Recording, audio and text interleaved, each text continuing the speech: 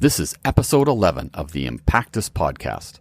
Originally airing in February 2019, we talk with Wayne Reed, a marriage therapist from Focus on the Family and Hope Restored, about how to navigate through the challenging seasons as a married couple.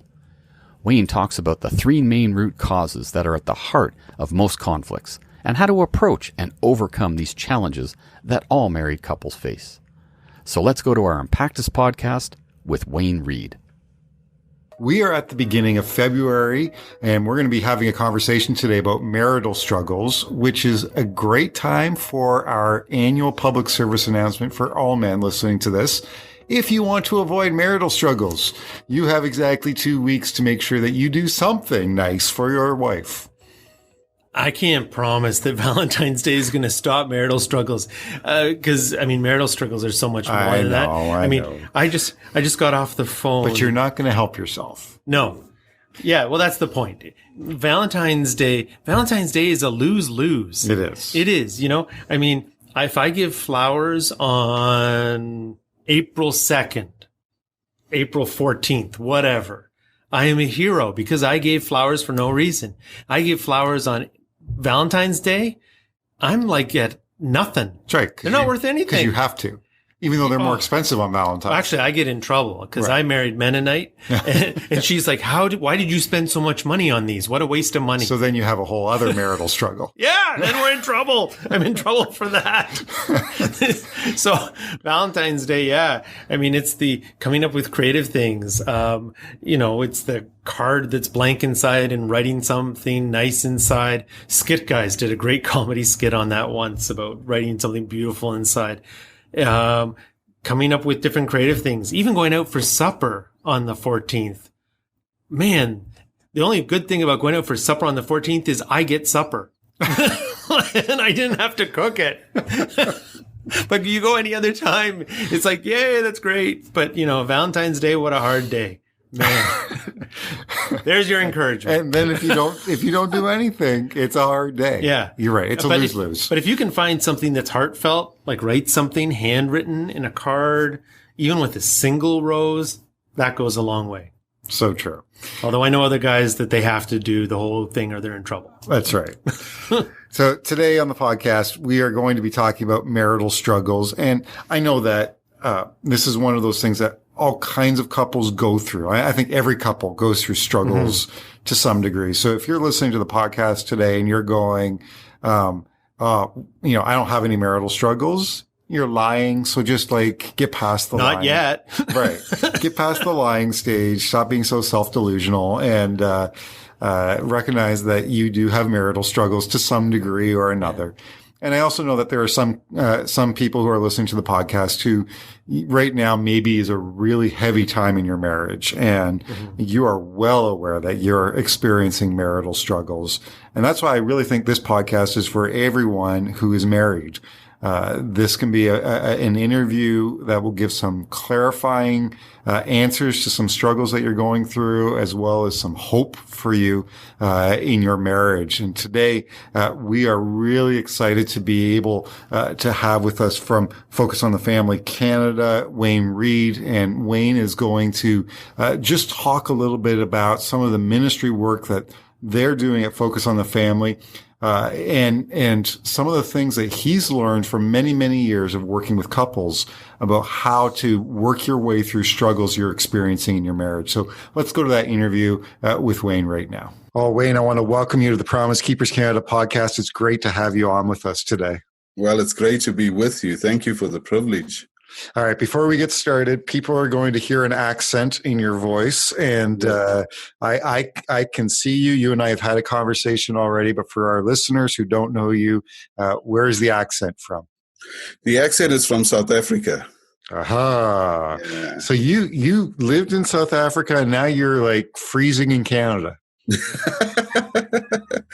I lived in South Africa for 40 years of my life, and I was in ministry out there, church planting, being a pastor, and got a little burnt out after about 17 years of doing that, and had a friend, a young guy that I mentored, who became a doctor and moved to Canada with his new wife. And he came on holiday and he made me an offer I couldn't refuse. He said, if you would like to come to Canada to study further, I will pay for everything.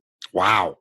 So yeah, I came to Canada and my study bill was paid. So wow. Then God just had a way of keeping us here, I guess. Yeah. The truth is that's how we bribe people to come to Canada. It's not that bad. I promise you.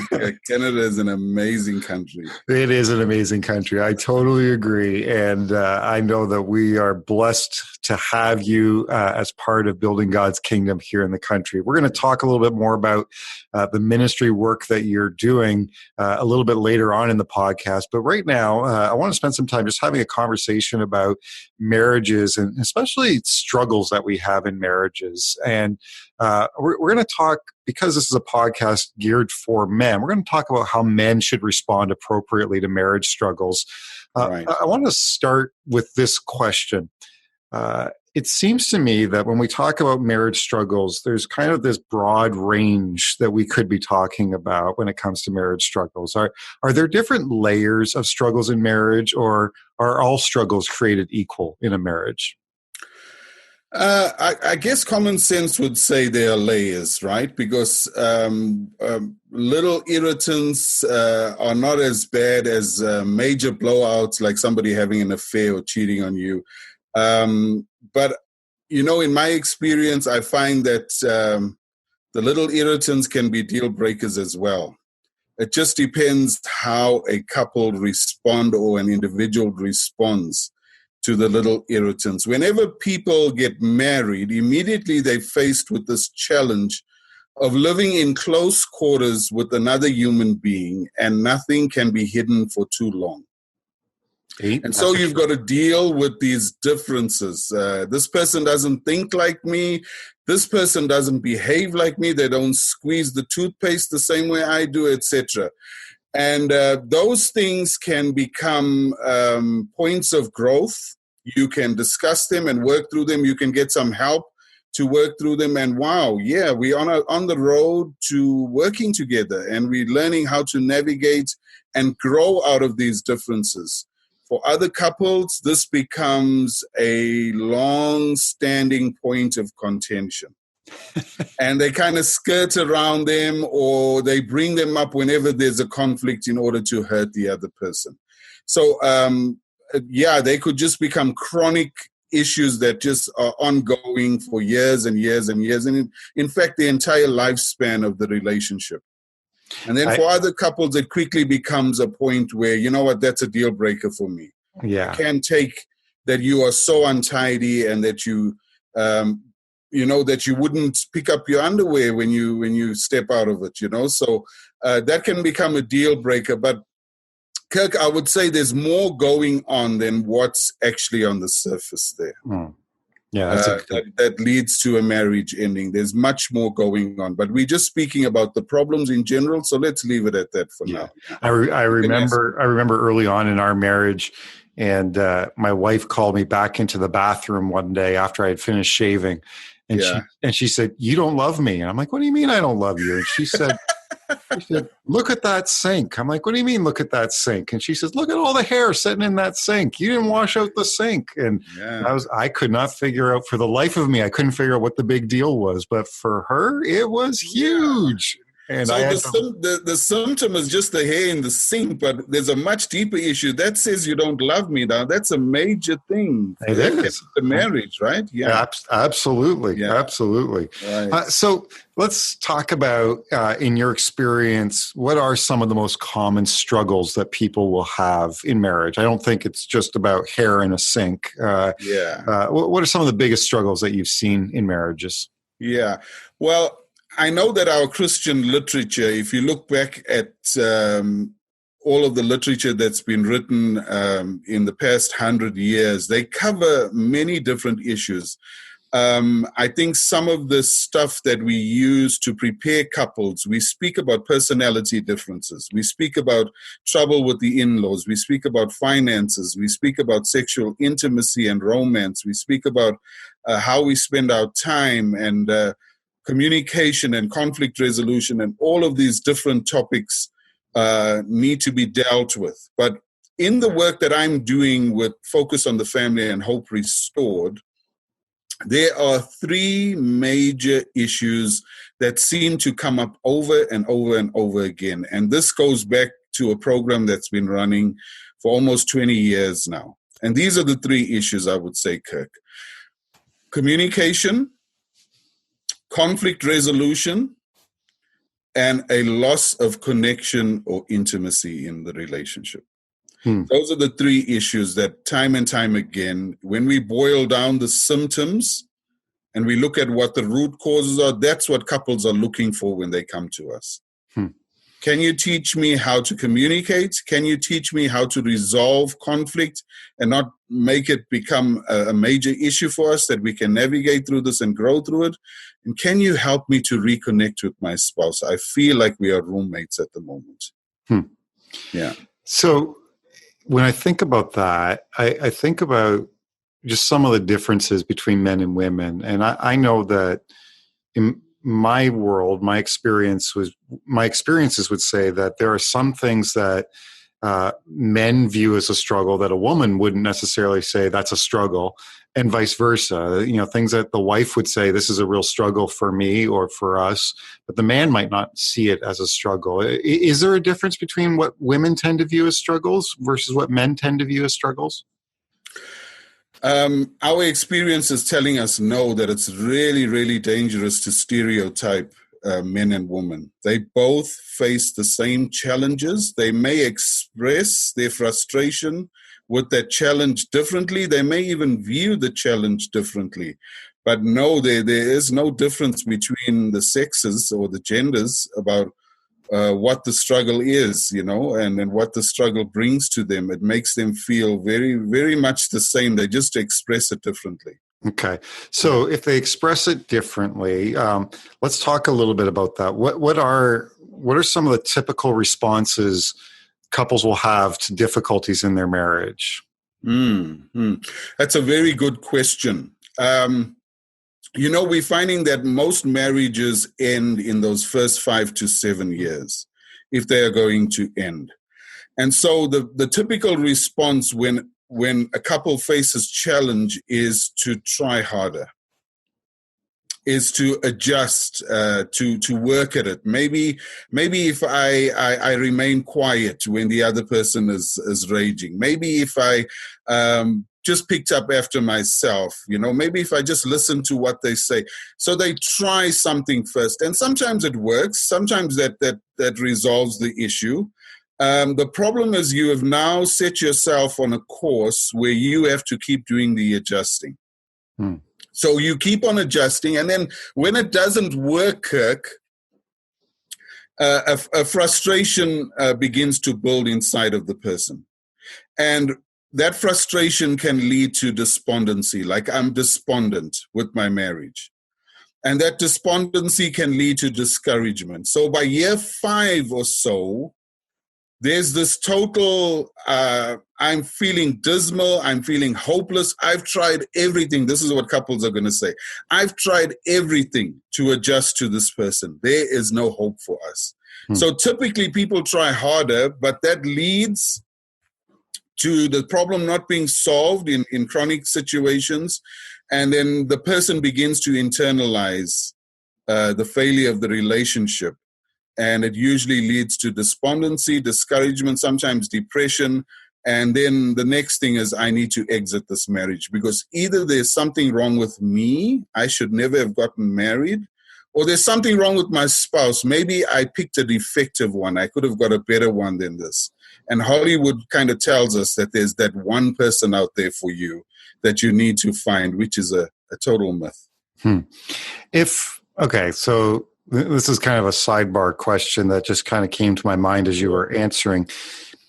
So if the answer isn't trying harder, what is the right approach then? I think that people enter into a relationship with a set of, with a certain database about what marriage is about and what relationships are about. And so you don't have enough information. You need some outside input if you're going to change the way you think and behave. You need some help. And unfortunately, Kirk, only 20% of people who are married will ever do anything like a marriage course, a seminar, a workshop, listen to a sermon. Only 20% will ever do anything to improve their relationship. Most people, and in fact, the Christian church, most people think that there's a stigma attached. If I go to a marriage conference, that means there's something wrong with my marriage. If I seek to improve my relationship, that people will think badly of me. Like we haven't broken out of that shadow that we walk under when we seek help. Going for counseling nowadays is common practice, but people who go for marriage counseling are very mindful about who they tell that to. Mm-hmm. Because people will think poorly of them. And this is very unfortunate, Kirk. It is. People need some outside information in order to change. They need a little more information about how to resolve a conflict, but they don't seek it. So I would say instead of trying harder, maybe work smarter. Yeah, that's good. I know that in some of the counselors that we've talked with as a ministry, they will often tell us that by the time a couple comes to them, almost always the marriage is almost beyond repair because they wait so long to get the help, the outside help that you're talking about, and it makes the recovery that much longer because they've waited so long. And I think that there's just good wisdom from you to couples who are listening about the importance of just getting that outside help and getting a different perspective to your marriage. Let's come back to talking a little bit about marriage struggles, and in particular with men, because we are talking to men in the podcast. Are there some specific things that men do to contribute to marriage struggles that can make the struggle more difficult or worse? Again, I do not want to stereotype males and females, but what I am finding in the vast majority of men that come to our program is that men have a way of internalizing marital struggles as a personal failure. This is not working out because I have somehow failed. And I can tell you, I can go back and tell you how that develops in men, that as guys growing up where we go to men's school, we are taught that you get the job done. You are given praise and affection and affirmation when you achieve. And guys become achievers. They become so success-oriented that if I get the good grades, if I score the touchdown, if I, get the job done at school, then my parents heap praise on me, and they substitute that praise for real love and acceptance. And so when their spouse begins to complain about stuff that's going on and they try harder and it doesn't solve the problem, very quickly a guy goes within himself and he thinks, I'm the failure. He never sees it as, you know what, this is what everyone is going through. I'm the failure. Kirk, this goes on and it leads to all kinds of unhealthy behaviors. Because when you feel like a failure in a relationship with another person, very quickly you're going to go and look for someone else or something else that makes you feel better about yourself. And unfortunately for guys, that may be, you know what, maybe I get so much praise from my boss at work, I'll spend more time at work. So guys become career-oriented. They become focused on their jobs, and they're getting a lot of praise and affirmation there, so they'll focus on that. And if that's not the case, then you know what? I feel so good when I watch my sport on the weekend. I love football. And so a guy becomes kind of zoned out when he's at home and he's on the television, because that means I don't have to face this disappointment disappointing feeling inside of me, this failure button that gets pushed inside of me. I'm just going to stay in the game and I'll be cheering for my team. And when my team wins, I feel good about myself. Yeah. So I'll be hooked on the television, or I'm just going to eat my way through this problem. And the guy begins to become addicted to food or drugs or pornography or whatever makes me feel better about myself. And of course, what happens with the relationship? What happens with the marriage? It doesn't get any better, because all you are doing is numbing the feeling that you have, because you don't feel good about yourself. So that's what we're seeing symptomatically, what's happening inside of a guy. He takes the problem of the marriage and personalizes it as his personal failure. Why can I do this? There must be something wrong with me. So instead of thinking of it as there must be something wrong with me, what should he be thinking of it as? Well, this is the thing. This is what everyone faces. That's what he should be thinking. This is what every couple is facing out there. This is a universal problem with us. How can we, my spouse and I, as partners, approach this challenge and overcome it? Right. Okay. Right? Yeah, that makes sense. Yeah, good. Sorry, I'm just going to get this phone that's ringing. I'm just going to put it off. Okay. Sorry, Kirk. That's all good. So one of the things that I've noticed in my own marriage at times, whenever we've had struggles, and I've seen it in other marriages as well, is that sometimes when we have a struggle, I may have in my own mind what the end result of the struggle should be. I've got my idea of the conclusion of the struggle. Is there a difference between my desire for an end result of the struggle versus what God's desire might be in terms of what the end result will be?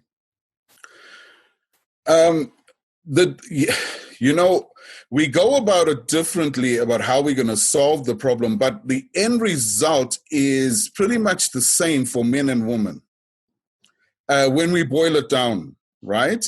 Of course, if you're feeling like a failure, what do you want? You want success. Mm-hmm. And the females are usually going to say, I'm feeling disconnected. And so they're looking for this connection. I like the question. For most men, the desire when one faces a struggle in marriage is to feel closely connected to one's spouse through unconditional acceptance. All of us want to be accepted unconditionally. Men want what every human being was created to desire, and it is called intimacy. And intimacy would be categorized as to be known and to know another deeply, so that all is revealed, the good, the bad, and the ugly. At our very core, Kirk, we long to be loved by someone even when we mess up. And we have the capacity to love this way as well.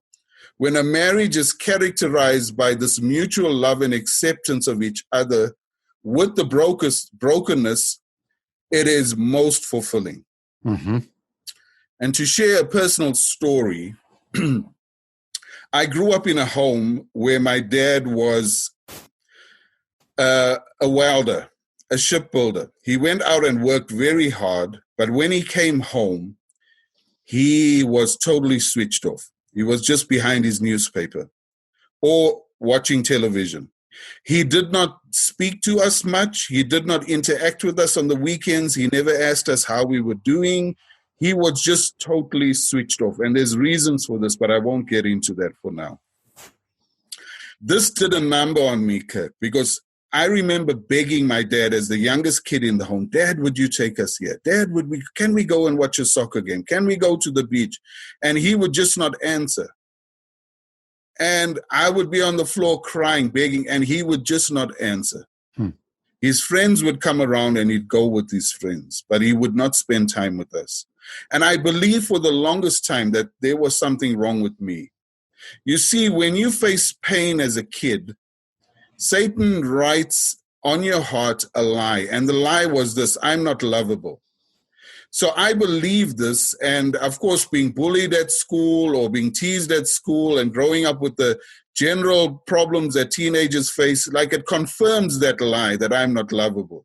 So when I get into relationship with my wife, Evelyn, in high school, and we marry 6 years later and we go into marriage, I behave just like my dad. But I'm a pastor. I'm doing the Lord's work now. And you know what? When I get home, I don't cook, I don't clean, I don't help with the kids because my job is just to go out and work like my dad did. I just followed my example. And my wife and I argued and bickered over this for many years. But in year 7 of our marriage, God did something that wasn't pretty at the time, but it really turned out to be something powerful for me. Kirk, I came very, very close to having an affair with a lady in our congregation in South Africa. I visited this person and I noticed immediately there was an emotional attraction happening. And I visited the lady again the next day. It went on for almost a week. But you know, I pray every morning and God was really convicting me about the way I was feeling. So by the end of the week, I decided I won't visit this lady anymore. I'm just going to write her a letter and let her know that I can't do this. So I wrote the letter, I typed it out on my typewriter, and I put the letter in the ashtray of our car. Well, guess what? I picked my wife up from work. I went into a shop, and when I came out of the shop, she had the letter in her hand. Oh.